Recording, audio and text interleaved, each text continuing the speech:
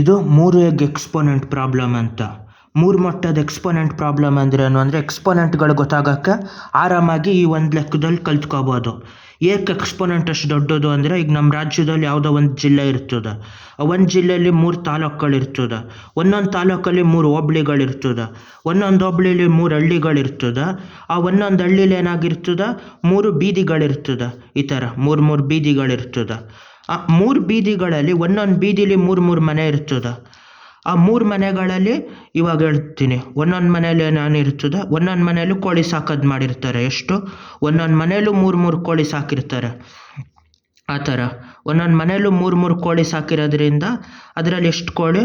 3 ಕೋಳಿ ಆಗಿರ್ತದೆ. ಅದರಲ್ಲಿ ಒಂದೊಂದು ಕೋಳಿನೂ 3 ಮೊಟ್ಟೆ ಇಟ್ಟಿರ್ತದೆ.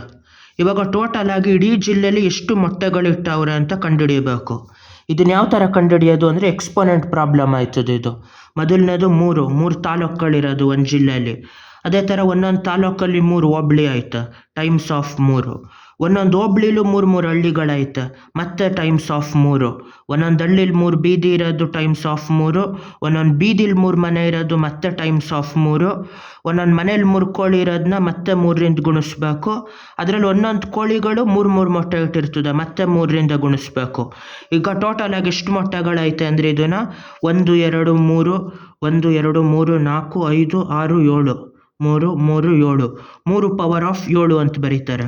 ಈ ಥರ ಇಷ್ಟು ದೊಡ್ಡ ನಂಬರು ಇಡೀ ಇದರಲ್ಲಿ ಎಷ್ಟಿದಾಗೈತೆ ಅನ್ನೋದನ್ನ ಈ ಥರ 3 ಪವರ್ ಆಫ್ 7 ಅಂತ ಬರೆದಿರ್ತಾರೆ.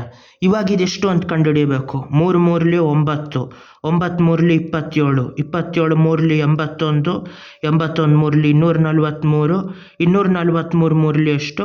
724 3ಲಿ 720, 3 3 9, 729, 729 3ಲಿ 7 3ಲಿ 21, 2100, 2190, 2187. ಟೋಟಲ್ ಆಗಿ ಎಷ್ಟು ಮೊಟ್ಟೆಗಳಿರ್ತದೆ ಅಂದರೆ 2187ರಷ್ಟು ಮೊಟ್ಟೆ ಇರ್ತದೆ. ಅದು ಇಡೀ ಜಿಲ್ಲೆಯಲ್ಲಿರೋ ಅಷ್ಟು ಮೊಟ್ಟೆಗಳು ಈ ಒಂದು ಜಿಲ್ಲೆಯಲ್ಲಿ ಇರ್ತದೆ. ಇದು ಎಕ್ಸ್ಪೋನೆಂಟು. ಮತ್ತೆ 3ರಿಂದ ಗುಣಿಸಿ ಈ ಥರ ದೊಡ್ಡ ನಂಬರ್ ಆಗಿರ್ತದೆ. ಅದೇ ಥರ ನೆಗೆಟಿವ್ ಎಕ್ಸ್ಪೋನೆಂಟಲ್ಲಿ ತೀರಾ ಚಿಕ್ಕ ನಂಬರ್ ಆಗಿರ್ತದೆ. ಬಾಯ್.